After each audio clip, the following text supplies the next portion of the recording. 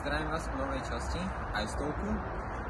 Dneska dostajem novú obálku, kde budú nové témy, na ktoré budem sa snažiť odpovedať čo najlepšie.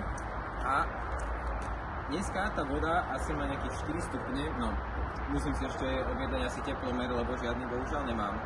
Ako by som vám to mohol ukázať, ale je to fakt studené, takže mohli by ste mi aspoň veriť. Ale, že si predtým dáme čajík treba. Predtým si treba dať warm-up, ktorý si spravíme, taký jednoduchý warm-up, trochu sa rozhýbať a potom už nič nám iné neostáva a ísť len do tej vody. Takže asi tak.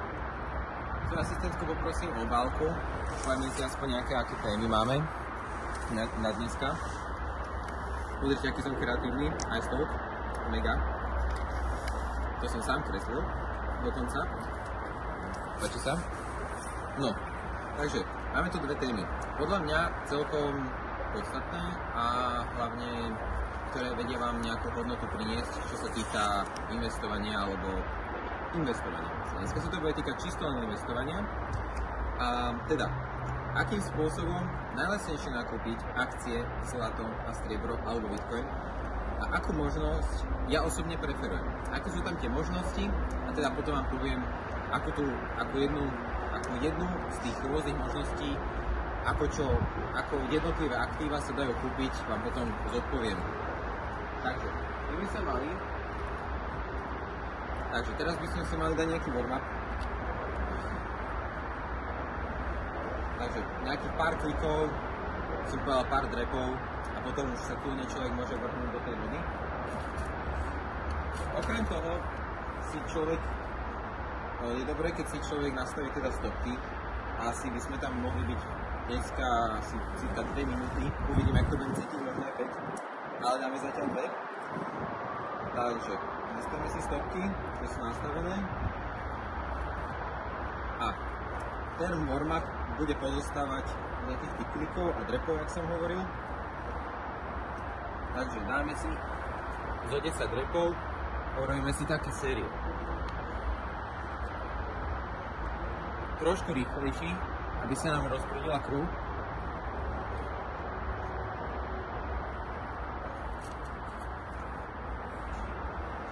Trochu si dáme drepov, aspoň takých 10, pokiaľ ma nesekne.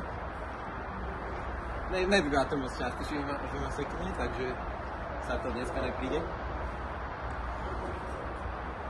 Som aj zabudol počítať, takže dajme tomu, že ich bolo 10. Dáme si ešte zo pár klikov.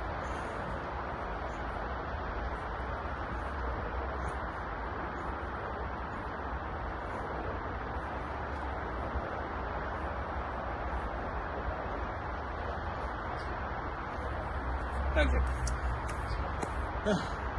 keď je človek trošku zohriatý, rozsúčený, tak je čas sa vrhnúť do úžasnej vody, ktorá má asi príjemných možno 5 stupňov. Odhadujem, dneska máme asi 6, alebo koľko asistentka? 7. 7, dokonca. Tak to potom vajbám, tak to má asi 7 stupňov alebo 8. Alebo menej, neviem, včera bolo menej, ale čo by som mohol spraviť je nič, zapnúť stopky.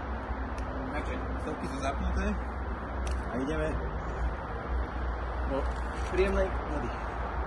Treba zhlboka dýchať, keď človek tam ide a dať sa a namotivovať sa, že to zvládne.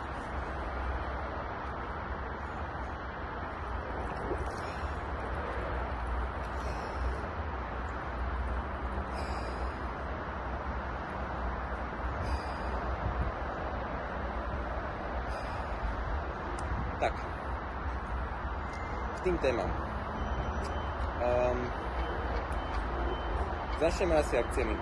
Akcie môžete nakupovať buď cez brokera, alebo cez nejakú inštitúciu, ktorá vám ponúka nejaké fondy. Aspoň minimálne ja preferujem brokera, keď nechcete preplatiť na poplatkoch, ktoré pri napríklad bankách alebo poisťovniach máte. Sú tam väčšinou poplatky asi 5-krát vyššie v porovnaní s tým, čo si viete u brokera, ako si viete nakúpiť akcie, alebo iné možné ETF alebo ETF na zlato alebo na striebro. To sú tie takéto dve možnosti. Na budúci si ešte povieme, to tak doplním. U brokera v Európe máte poplatok napríklad na S&P 500 na ETF, dajme tomu na brokerovi 0,07%, ale keď si otvoríte účet pri americkom brokerovi a prevediete tam peniaze v dolároch, tak cez amerického brokera si viete kúpiť to ETF platiť, teda takto mesiac za kúpiť si ho viete možno za 1% poplatok, ale ročne na ňom nebudete dávať 0,07%, ale 0,03%, takže to asi dvakrát lacnejšie, čo je o tom sranda. A na budúcom videu si povieme, že prečo to tak aj ide. Neviem, v ktorom presne videu, ale bude vás to čakať, aj mňa. No, potom zlato môžete kúpať fyzicky, alebo ako ETF-ka. ETF-ka sa dajú kupovať cez brokerov, ale musíte si uvedomiť, že to zlato je takto. Množstvo ceny zlata, aké v objeme, nezodpovedá ten objem ETF-ok objem fyzickému zlatu. To znamená, že na trhu je viac ETF-ok ako fyzického zlata. Sa obchoduje. Odporúčam, ja preferujem vlastne osobne takto, lebo odporúčať fakt nechcem, ale minimálne to už je na každom, kto si ako uváži a zváži, čo nakúpiť. Ale jednoducho môj osobný názor a moja osobná preferencia, čo ja preferujem a robím, je kupovanie si fyzického zlata a striebra, čo vie vám aj zabezpečiť anonymitu do určitej nejakej sumy. Jednoducho nie brokerov, ale predajcov, veľa ich aj po Slovensku, v Čechách, v Rakúsku a inde. Väčšinou v mincovniach. Striebro takisto. A Bitcoin, na to máme burzy, napríklad Binance, Coinbase a iné, kde si človek vie kúpiť za dobrý kurz, za celkom v poriadku poplatok si vie kúpiť Bitcoin alebo iné kryptomeny. Iným kryptomenám sa nerozumiem tak dobre ako Bitcoinu, ale takže o iných menoch nebudem určite vyprávať, ale asi toľko k tomu.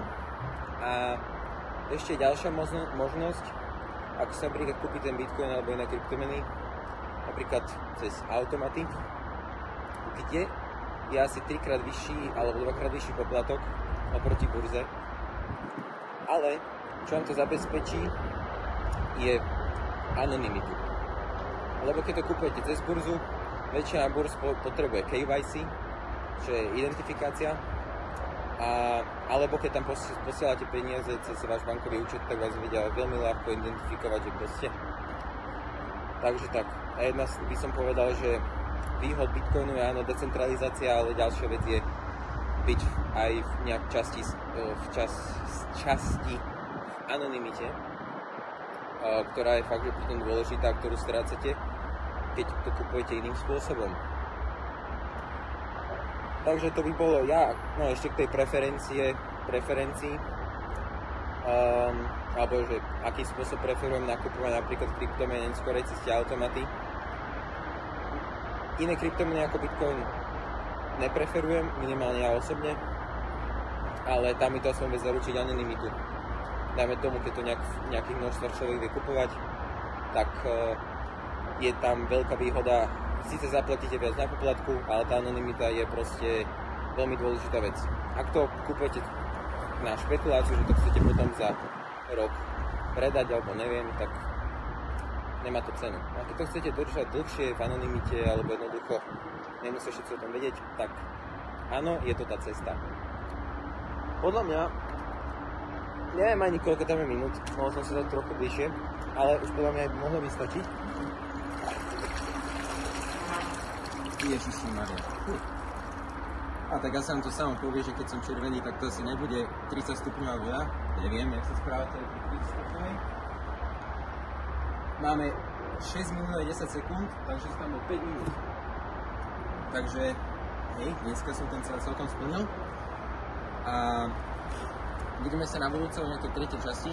A ak sa vám ľúbilo toto video, kľudne dajte like, odber, je to čisto na vás. Hlavne do komentárov napíšte kľudne nejaké témy, aké by ste chceli mať zodpovedané nové. Môže to byť o biznise, investíciách, fakt, že jak sa vám ráči, ja už nejaké vyberiem, keď budú nejaké zaujímavé. A majte ešte pekný deň a čaute.